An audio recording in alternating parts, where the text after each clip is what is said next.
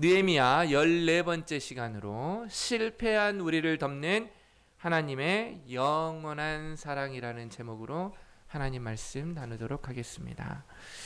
우리가 흔히 인생 드라마 다 있어요?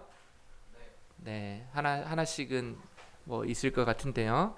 그 인생 드라마가 이 종영할 때쯤 되면요, 시청자들은 한 가지 기대를 합니다. 이 주인공들이 모든 시련을 극복하고 승리하는 희망찬 해피엔딩을 기대하죠.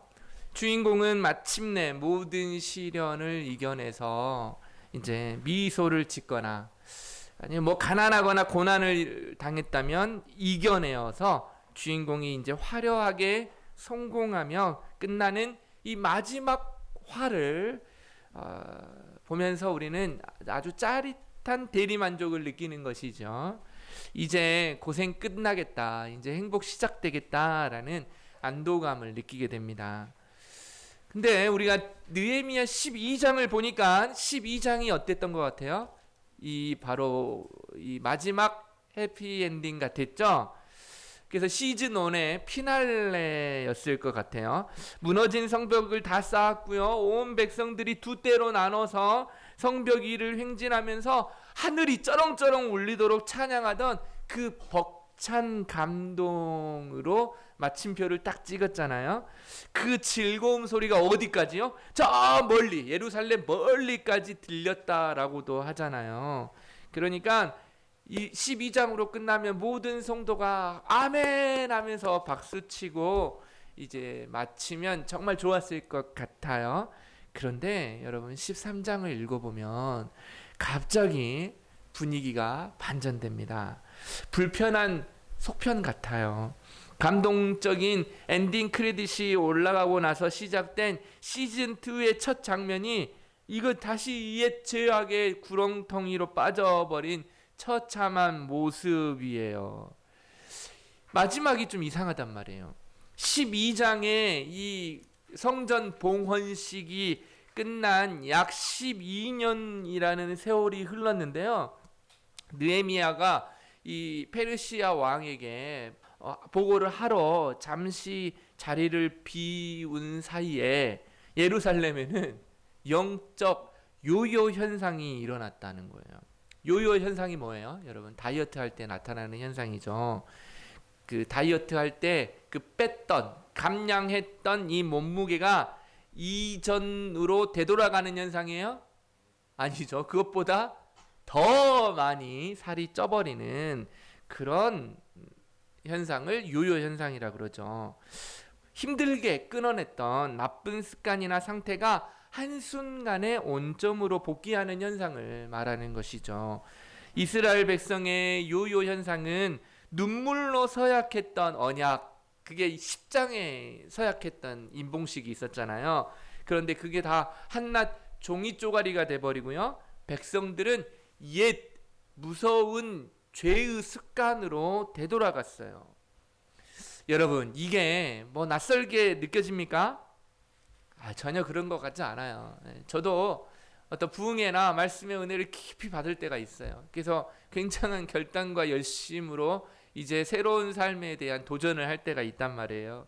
눈물을 흘리면서 회개를 막 하고 이제는 이 제약된 습관으로부터 벗어나서 이제 새로운 삶의 길을 전진해야지라고 하지만 교회 문을 나서자마자 다시 일상의 현실로 돌아간 적도 있어요. 그러니까 이런 모습이 사실은 우리 모습과 너무 닮았다는 거예요. 오늘 느헤미야의 이 13장은 우리에게 아주 뼈아픈 질문을 하는 겁니다. 왜 우리는 그토록 큰 은혜를 경험하고도 왜 자꾸 옛 습관으로 돌아갈까요? 이 도발적인 되돌이표 같은 삶에서 그렇다면 우리가 진짜 붙잡아야 할 희망의 끈은 무엇인지가 오늘 본문에 나오는 거예요.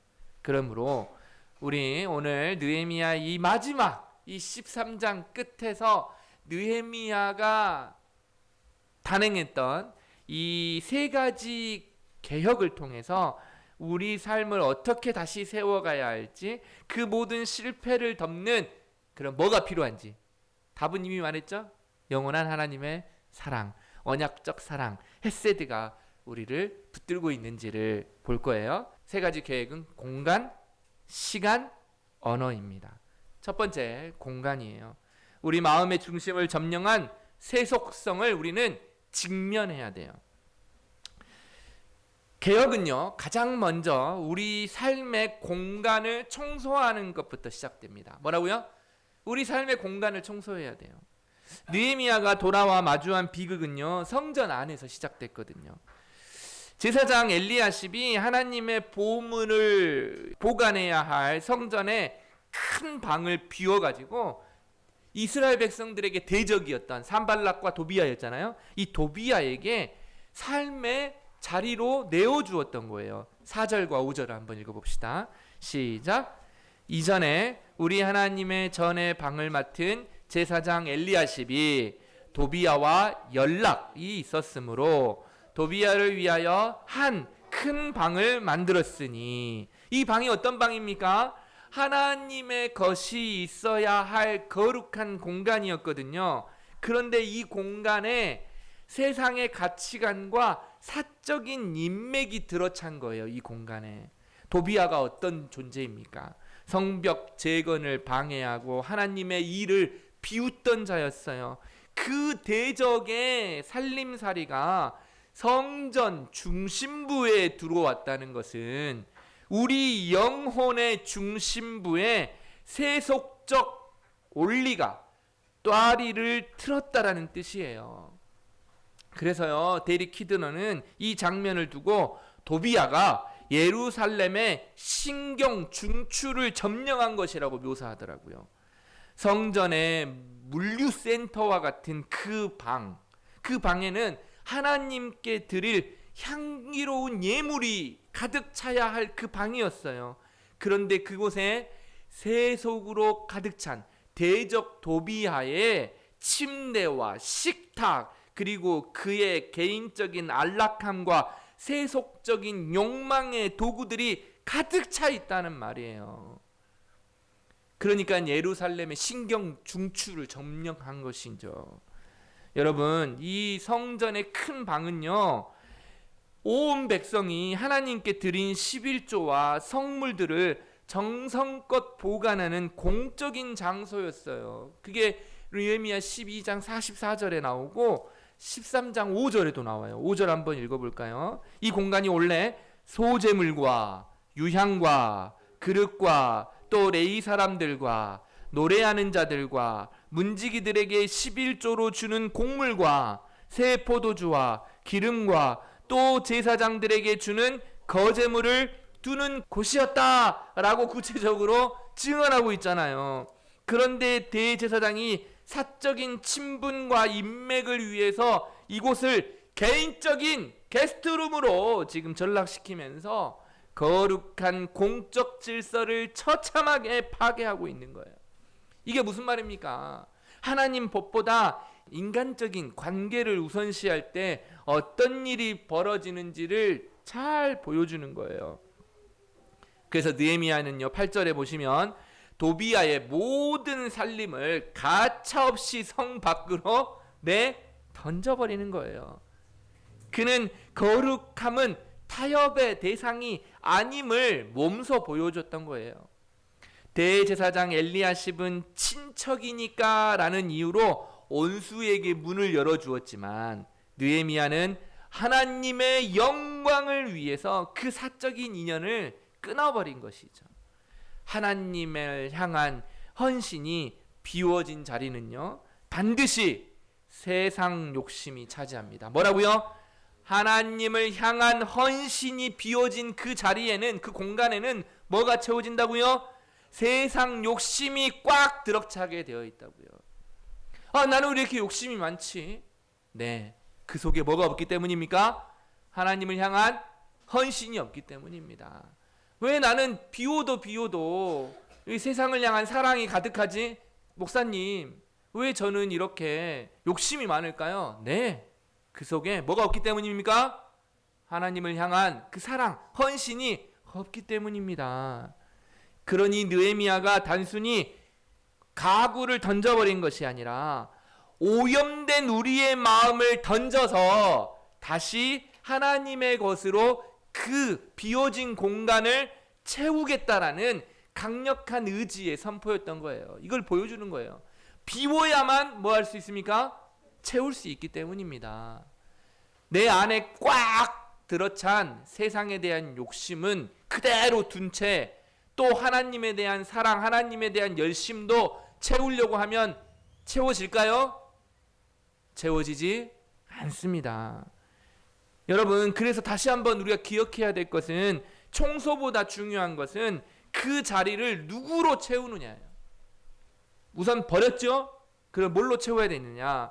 마태복음 12장 43절에서 45절에 보면요, 귀신이 나간 집을 깨끗하게 청소하고 비워놨더니, 이제 세상에 대한 욕심 비운 거잖아요. 예를 들어서 귀신을 딱 비우려고 귀신이 딱 비워내고 깨끗이 집을 청소했어요. 그랬더니 누가 왔어요? 이제 하나님으로 채웠어요? 아니죠. 나중에 7귀신이, 한 귀신 쫓아냈더니 7귀신이 더 들어와가지고 형편이 더 나빠졌다라는 비유가 있어요. 우리도 아무리 더러운 것을 치워버리겠다라고 결심하고 죄와 관련된 모든 가구들을 느헤미야처럼 내던져 버려도 우리 마음의 공간이 비어 있으면 어떻게 된다고요? 세상의 먼지는 금방 다시 쌓이고요, 죄는 더 교묘한 모습으로, 7귀신의 모습으로 더 쌓이게 되는 거예요. 아, 내 욕심을, 이런 욕심은 버려야지 하고 비웠는데, 그 비운 자리에 뭘 채우지 않으면 하나님의 사랑, 하나님의 말씀, 하나님의 사랑에 대한 헌신, 이것으로 채우지 않으면 그 비워냈던 것도 뭘로? 다른 욕심, 7개의 욕심이 더 자라가지고 더 맹꽁이 배 알죠? 네, 계속 부풀어 오르는 거. 이렇게 돼버린다는 거예요. 우리에게는 느헤미야의 채찍보다 더 강한 사랑으로 우리 마음 성전을 근본적으로 새롭게 하실 분이 필요합니다. 여러분, 우리 마음을 깨끗하게 할 분이 필요해요. 느헤미야는 다른 사람의 가구를 내던진 채찍을 들었지만, 우리 예수님께서는 우리 마음의 죄를 씻어내기 위해 친히 자신의 몸에 채찍을 맞으셨다. 느헤미야의 분노는 일시적인 정돈을 가져왔을 뿐이지만 예수님의 상처는 우리 영혼의 영원한 정결을 가져왔거든요. 우리가 세상의 도비야 살림살이를 버릴 수 있는 유일한 방법은 억지로 그것을 밀어내는 것이 아닙니다. 우리 마음에 그리스도의 거룩한 사랑인 헤세드라는 더 크고 새로운 사랑이 내 마음에 들어올 때에만 그 강력한 사랑의 힘이 더러운 세상을 밀어내는 거예요. 19세기 스코틀랜드 위대한 설교자였던 토마스 찰머스는요, 아주 얇은 책이 하나 있거든요. 이 책 제목 이름이 세상 사랑을 몰아내는 새 애정의 힘이라고 했어요.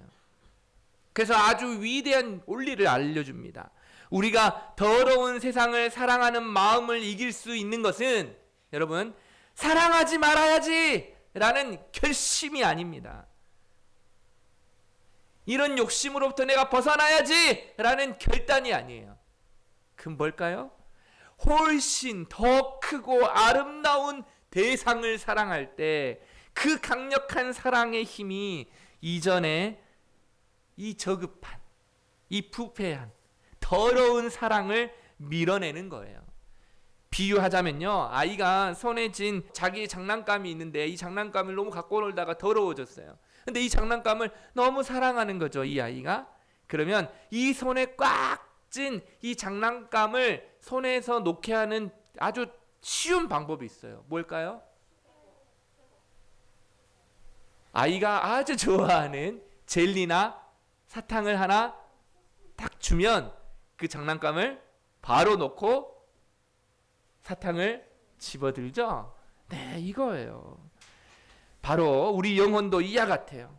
우리가 세상의 정욕과 도비야의 가구들을 내던질 수 있는 유일한 비결은 그리스도의 거룩한 사랑인 헤세드가 우리 마음의 파도처럼 밀려올 때만 가능한 거예요. 사랑하는 여러분, 이번 한 주간 여러분의 마음의 공간, 첫 번째 뭐라고요? 우리 마음의 공간을 점검해 봐야겠어요. 단순히 죄를 짓지 말아야지 라는 그런 결심으로는 아무것도 변하지 않습니다. 대신 그것보다 더 중요한 것은 주님의 십자가의 사랑이 내 마음을 꽉 채우도록 해주세요. 그리스도를 더 사랑하는 마음이 내 가운데 넘치도록 도와주세요. 주님의 사랑이 우리 마음의 주인이 될 때 비로소 세상의 욕망은 그 자리를 잃고 떠나게 될 것입니다. 떠나게 될 것입니다. 네. 두 번째로는 시간이에요. 생존의 논리를 넘어 안식의 리듬을 우리는 회복해야 돼요. 공간의 청소가 이루어지고 나면 그 거룩함의 에너지는요, 자연스럽게 우리 삶의 가장 일상적인 영역인 시간으로 흘러가거든요.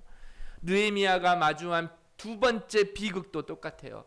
거룩한 안식일의 리듬이 완전히 무너져 내린 처참한 광경이었어요. 개혁의 불꽃이 사그라진 예루살렘은 마치 영적으로 죽은 상태와 같았어요. 가장 먼저 눈에 띈 것은요, 성전에서 예배를 담당하는 사람들이 바로 레위인들이었는데 그들이 눈에 보이지 않는 거예요. 느헤미야가 왕에게 보고하러 페르시아로 갔다 온 사이에 이렇게 돼버린 거예요. 왜 그런 일이 일어났을까요? 백성들이 마땅히 드려야 할 11조와 헌물을 중단하자, 생계가 막막해지자 레위인들과 노래하는 자들이 성전을 뒤로하고 살 길을 찾아서 자기 밭으로 도망치듯 흩어져 버렸던 거예요. 여러분, 오늘 시대에 11조를 왜 해야 되느냐, 왜 헌금을 해야 되느냐 논란이 많이 있죠. 하지만 기본적으로 우리가 11조를 하지 않으면, 지금 현재 우리 교회로 치면 11조를 하지 않자 목사님이 생계가 어려워져 목사님이 교회에 설교 준비 기도하지 않고 뭐하러 갔다는 겁니까? 일하러 갔다고요. 배달하는 이유가 그렇다고요. 생계가 어려워지면 어쩔 수 없이 그렇게 하게 되는 겁니다. 우리 한국의 수많은 개척교회 목사들이 이중직 목사로서 살아가는 이유가, 사람의 적기도 하지만 있는 숫자도 헌금을 제대로 하지 않을 때 이런 비극적인 일들이 일어난다는 거예요. 우리 한번 10절 읽어봅시다. 시작. 내가 또 알아본즉 레위 사람들이 받을 몫을 주지 아니하였으므로 그 직무를 행하는 레위 사람들과 노래하는 자들이 각각 자기 밭으로 도망하기로. 지금 여러분, 하나님을 찬양해야 되는 소리로 가득해야 할 성전들은 적막감이 감돌았어요. 제단은 이제 방치되고 있는 거예요. 왜냐하면 다 돈 벌러 갔으니까 이 돌볼 사람이 없는 거예요. 사람이 돌보지 않으면 다 그렇게 되거든요. 영적 문지기들이 사라지자 그 빈자리는 즉각적으로 세속적인 탐욕이 채워졌습니다. 자연스럽게요, 안식일에 예루살렘 거리는 더 이상 하나님의 안식을 즐거워하는 그런 자리가 아니었어요. 그곳에 물건을 사고 파는 이 시장터가 되어버렸어요. 15절 16절 한번 봅시다. 시작. 그때에 내가 본즉 유다에서 어떤 사람이 안식일에 술틀을 밟고 곡식단을 나귀에 실어 운반하며 포도주와 포도와 무화과와 여러 가지 짐을 지고 안식일에 예루살렘에 들어와서 음식물을 팔기로 그날에 내가 경계하였고, 또 두로 사람이 예루살렘에 살며 물고기와 각양 물건을 가져다가 안식일에 예루살렘에서도 유다 자손에게 팔기로. 안식일임에도 불구하고 포도즙 틀을 밟아 술을 짜고요, 나귀의 곡물을 가득 실은 수레가 골목마다 진동하고요, 두로에서 온 상인들은 안식일에 생선을 들고 와서, 두로는 바닷가에 있거든요, 갖고 와가지고 유다 백성들에게 팔았어요. 거룩한 예배의 소리, 하나님의 말씀을 묵상하는 고요한 기도는 장사꾼들의 흥정소리와 무거운 짐을 옮기는 거친 숨소리에 맥없이 집어삼켜져 버린 것이죠. 이것은 단순히 여러분 율법의 규례를 어긴 것이 아닙니다. 하나님을 향한 신뢰가 사라지고 생존이라는 우상 앞에 무릎을 꿇은 영적 파산의 증거였어요. 여러분, 왜 이런 일이 일어났다고요? 1차적으로는 사람들이 안식일을 지키지 않고 마땅히 내어야 할 11조를 내지 않았기 때문입니다. 그렇다면 그들은 왜 예배의 시간을 잃어버리고 주일마저 숨가쁜 일상의 연장선으로 만들었을까요? 이것을 더 파서 들어가 봐야 되죠. 이것은요, 경제적 우상을 하나님보다 더 신뢰했기 때문입니다. 오늘 하루 더 벌지 않으면 내일이 불안하다. 제 목소리가 갈라지잖아요. 뭐라고요? 오늘 하루 더 벌지 않으면 뭐라고요? 내일이 더 불안하다. 네. 배달하는 많은 동영상을 보면 그분들에게 가진 불안이 하나 있는데요. 내가 멈추면 내 배달은 다른 사람이 더 많이 할 거다. 네. 지금 당장 내가 이 콜을 잡지 않으면 이 콜은 사라질지 모른다. 네. 이런 불안이 있는 거예요. 우상이죠. 남들보다 뒤처지면 어떡하냐 라는 생존의 논리가 우리를 쉼없이 쳇바퀴 속으로 몰아넣는 거예요. 여러분은 주일에 여기 앉아 있으니까 상관없다고 생각합니까? 나하고 상관없는 이야기 왜 계속 하는가 라고 생각합니까? 그렇지 않습니다. 하나님 없이는 내 생존을 책임질 자 없다라는 믿음이 있으십니까? 안식일의 진짜 의미가 무엇입니까? 안식일은 인간이 단순히 생존을 위해 투쟁하는 존재가 아니라 하나님의 돌보심을 받는 피조물임을 확인하는 날이에요. 뭐라고요? 내가 내 삶을 지탱할 수 있는 내 힘과 내 지혜와 내 돈이 아니라 누가 내 삶을 지탱한다고요? 하나님이. 나는 하나님의 지음받은 피조물이다 라는 것을 매주 확인하는 날이라 이 말이에요. 그래서 일상의 모든 것을 끊어버리고 이 자리에 나와서 하나님을 예배함으로 확인받는 거예요. 고백하는 거예요. 그러니까 안식일을 지킨다는 것은 단순히 하던 일을 멈추는 행위가 아닙니다. 그것은 내 인생을 먹여 살리는 분은 나의 바쁜 걸음이나 빠른 나의 눈치, 좋은 영어 점수, 내 열심이 아니라 오직 하나님의 전적인 은혜라고 고백하는 것이죠. 의도적으로 고백하는 거예요. 그래서 세상의 모든 성문을 닫을 수 있는 거룩한 용기를 보여주는 거예요. 우리는 끊임없이 무엇인가를 생산하고 소유해야만 내 존재 가치가 증명된다고 믿는 세상에서 살아가요. 그러나 안식일은요, 우리가 아무것도 하지 않아도 하나님의 그 언약적인 사랑 헤세드 안에서 충분히 사랑받고 보호받는 존재임을 일깨움을 받는 시간이라는 거예요.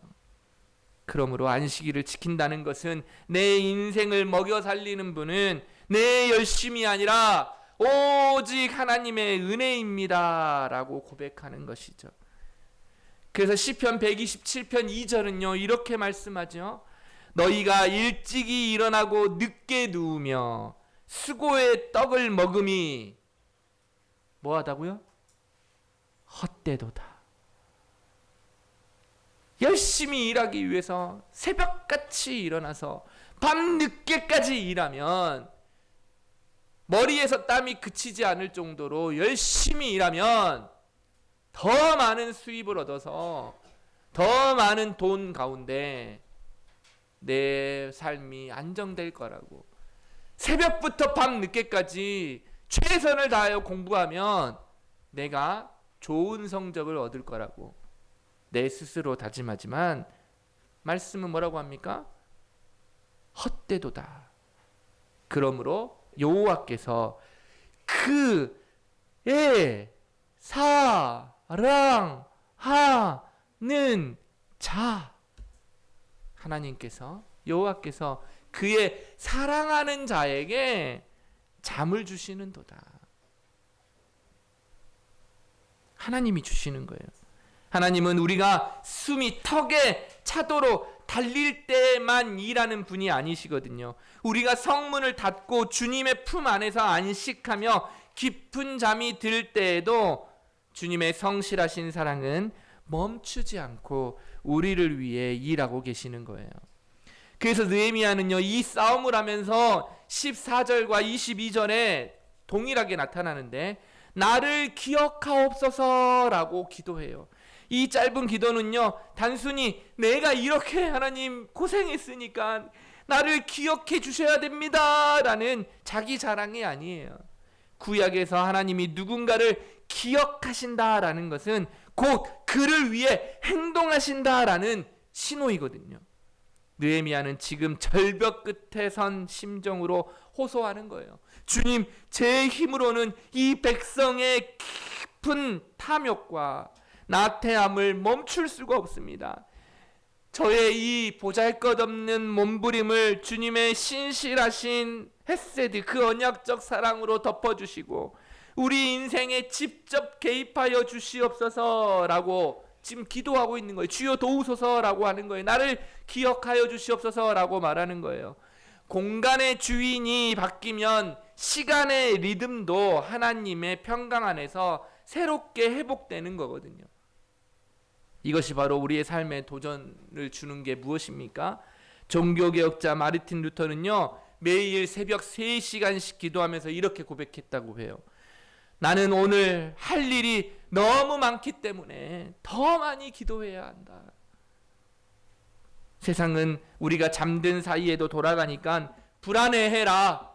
야, 너 자는 사이에 얼마나 많은 사람들이 일하고 있고 얼마나 많은 사람들이 공부하고 있는 줄 아냐? 라고 속삭이지만 복음은요, 우리에게 내 인생을 먹여 살리는 분은 내 열심이 아니라 하나님의 은혜라고 고백하며 의도적으로 성문을 닫는 용기를 요구하고 있어요. 복음은 우리에게 말합니다.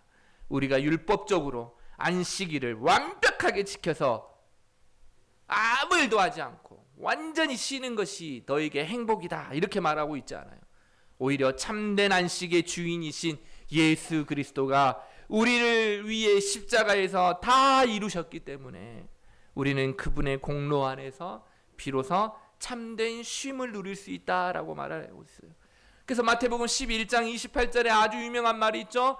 수고하고 무거운 짐진 자들아 다 내게로 오라. 내가 너희를 쉬게 하리라. 아멘. 주일은요, 우리가 생존을 위해 허덕이던 그 손을 놓고 우리를 위해 대신 일하시는 하나님의 따뜻한 품으로 돌아가는 날이에요. 성경의 예 중에 마리아와 마르다를 기억하십니까? 마르다는 주님을 위해 일하느라 안식을 잃었지만 마리아는 주님 발 아래에서 은혜를 입음으로 가장 좋은 것을 선택했어요. 사랑하는 여러분, 이번 한 주간 여러분의 성문을 꽉 닫으십시오. 내가 멈춰도 하나님은 멈추지 않으십니다. 내가 일한다고 해서 다 일하는 것이 아니라 나를 위해서 내가 잘 때도 일하시는 그 하나님을 믿으시기 바랍니다. 이런 믿음으로 우리가 이 안식일을 보낼 때 비로소 시간의 리듬도 하나님의 평강 안에서 회복될 거예요. 마지막 세 번째는 언어예요. 공간, 시간, 세 번째는 언어입니다. 신앙의 언어를 지키는 것이 결국 우리의 미래를 지키는 거예요. 마음의 공간을 정결하게 하고 안식의 시간을 사수하는 이유는 결국 우리의 미래를 지키기 위함입니다. 느헤미야는 이방 여인과 결혼한 백성들 사이에서 태어난 아이들을 보면서 아주 심한 충격을 받았어요. 아이들이 아스돈 말은 하면서 유다 방언, 곧 신앙의 언어를 전혀 하지 못했기 때문이에요. 24절 한번 봅시다. 시작.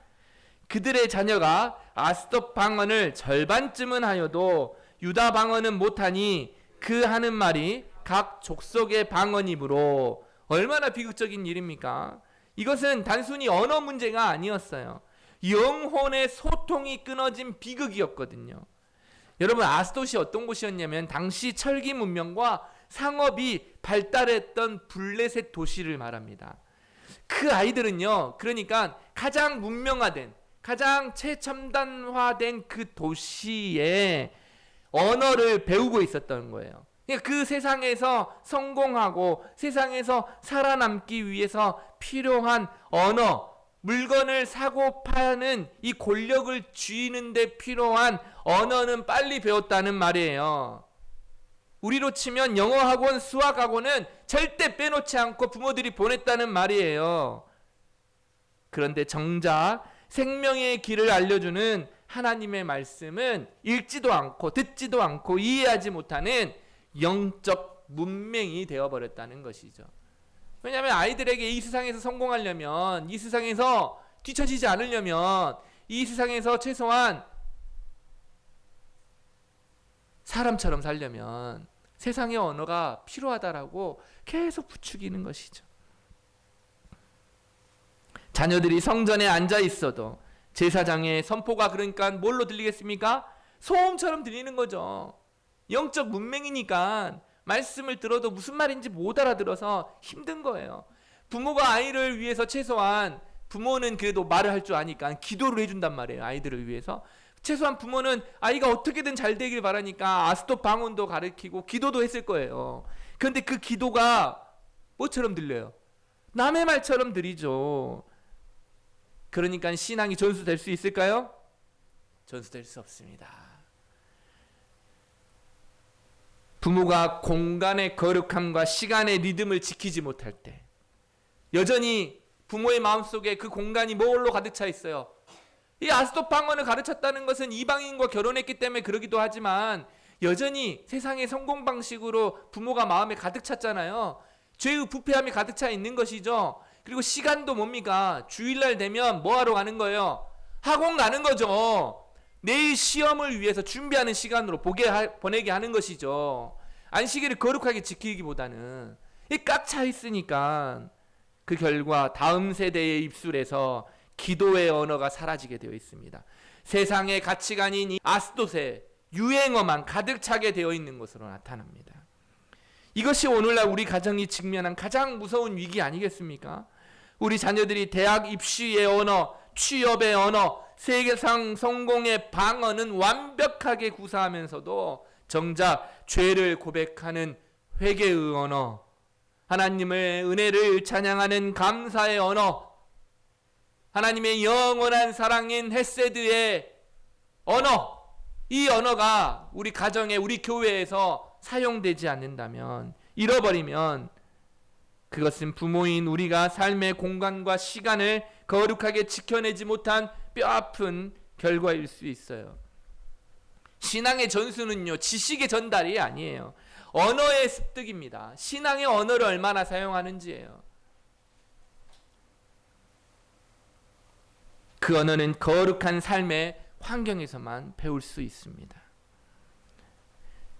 여러분, 한 세대의 타협이 수세기의 신앙 유산을 무너뜨릴 수 있음을 꼭 기억하십시오. 이 경고를 가볍게 듣지 마세요. 신앙의 유산은요, 여러분, 도미노와 같아요. 도미노 아시죠? 내가 세운 타협의 도미노 하나가 언약의 자녀 세대의 신앙 전체를 쓰러뜨릴 수 있어요.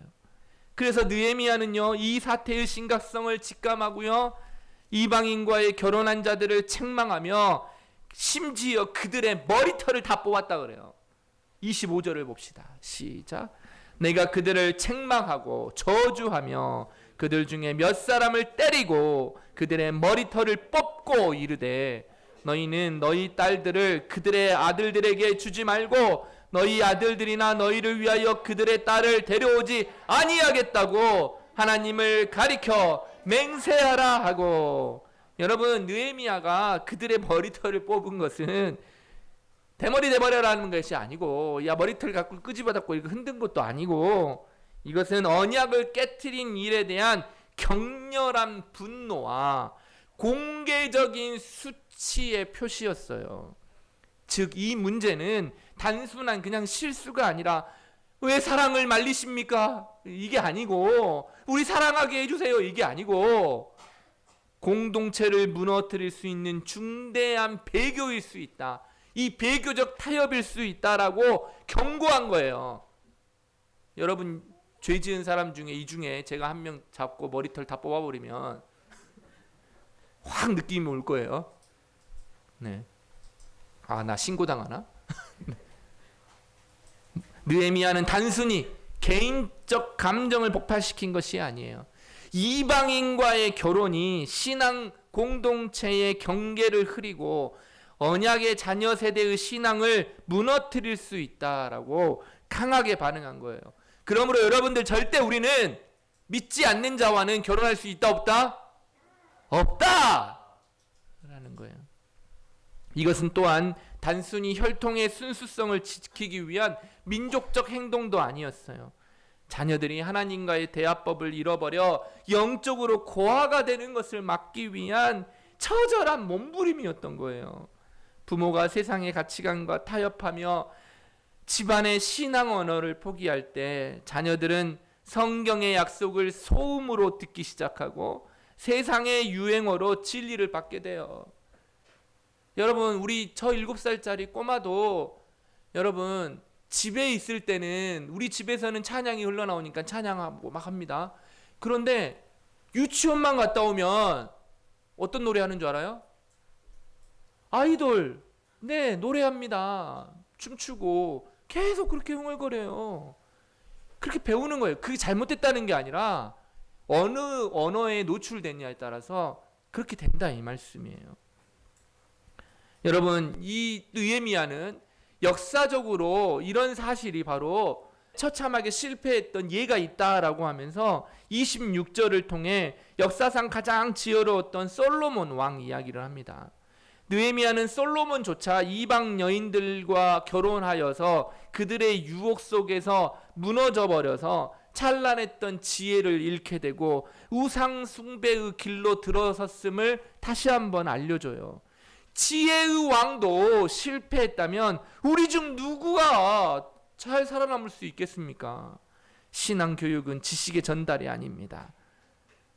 아이들이 부모의 기도 소리보다 세상의 성공 방정식을 더 먼저 배운다면 우리는 이미 그 미래를 아스돗에 내어주고 있는 것일지도 모릅니다.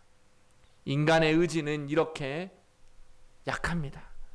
느헤미야는 백성들의 머리털을 뽑으며 처절하게 죄와 싸웠지만 사실 그것은 리더로서 할 수 있는 아주 최후의 발악, 최후의 비명과도 같았을 거예요.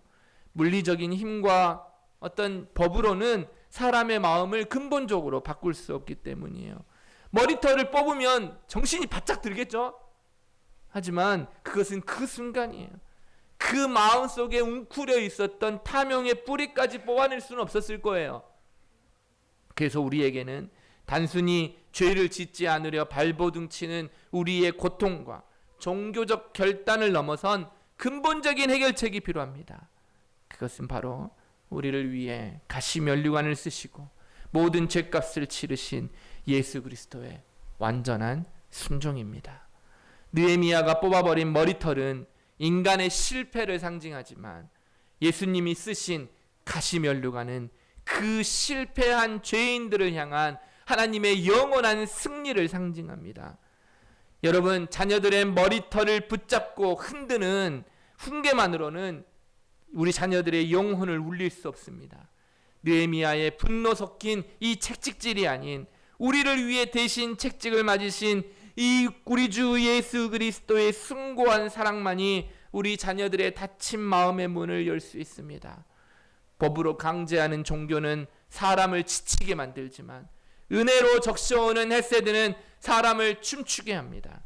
주님의 헤세드가 우리 가정의 거실과 안방을 덮칠 때 비로소 우리 자녀들의 입술에는 세상의 유행어와 성공의 방언이 아닌 하나님을 향한 깊은 신뢰가 담긴 신앙의 언어가 흘러나올 것입니다. 이 하늘의 언어를 몸소 배우게 하는 여러분 되시기 바랍니다. 말씀을 맺도록 하겠습니다. 오늘 말씀을 통해 우리는 세 가지 영적 개혁의 과제를 받습니다. 마음의 공간을 정결케 하고 일상의 시간의 안식의 리듬을 회복하며 언약의 자녀에게 신앙의 언어를 전수하는 일입니다. 하지만 느헤미야 13장의 마지막은 이 모든 인간적인 노력이 얼마나 쉽게 무너질 수 있는지를 정직하게 고발하는 장이기도 합니다. 교회의 역사 속에서 우리는 이 헤세드의 능력을 성 어거스틴과 그의 어머니의 모니카를 통해 봅니다. 아들 어거스틴은 청년 시절 마음의 공간을 마니교라는 이단과 정욕으로 채웠고 시간을 방탕하게 보냈으며 신앙의 언어가 아닌 세상의 수사학의 언어에 취해 살았던 사람입니다. 하지만 어머니 모니카는 그 할 수 있는 일이라고는 아무것도 할 수 없었습니다. 그녀는 느헤미야처럼 머리털을 뽑지는 않았지만 수십 년간 눈물로 하나님의 언어인 기도를 쌓았습니다. 절망적인 탕자였던 아들이 마침내 들고 읽어라 라는 우연한 돌레레게라는 그 하나님의 음성을 듣고 변화됐을 때 그는 철저하게 깨닫게 됩니다. 자신의 공로가 아닌 하나님의 전적인 은혜, 즉 헤세드를 맛보게 된 것이죠. 모니카를 위도했던 한 감독의 말처럼 눈물로 뿌린 기도의 자식은 결코 망하지 않는다라는 이 사실을 꼭 기억하시기 바랍니다. 실패한 그들을 끝까지 포기하지 않으셨던 하나님의 신실한 사랑만이 이 느헤미야의 13장의 실패처럼 보이는 이 장을 마감할 수 있는 거예요. 여러분, 그래서 느헤미야가 끝내 기도하며 이 책을 이렇게 덮고 있죠. 31절입니다. 내 하나님이여 나를 기억하사 복을 주옵소서. 뭐라고요? 내 하나님이여 나를 기억하사 복을 주옵소서. 이 기도는요, 파산한 죄인이 던지는 마지막 구명보트입니다. 거룩한 하나님 앞에 선 연약한 인간의 처절한 항복 선언이에요. 우리는 할 수 없으니 하나님의 영원하신 그 사랑, 헤세드만이 우리를 변화시킬 수 있다라는 거예요. 우리의 개혁은 매일 실패하고 우리의 성벽은 자꾸만 허물어질지라도 저를 영원히 기억하시고 돌보시는 예수 그리스도의 헤세드가 우리와 함께 한다면 우리 교회는 분명히, 우리 가정은 분명히, 나 자신은 분명히 바르게 서갈 수 있을 것입니다. 이 사실을 믿는 모든 여러분들 되시기 바랍니다. 실패한 우리를 덮는 하나님의 영원한 사랑이 우리에게 가득 차기를 주의 이름으로 축원합니다. 아멘.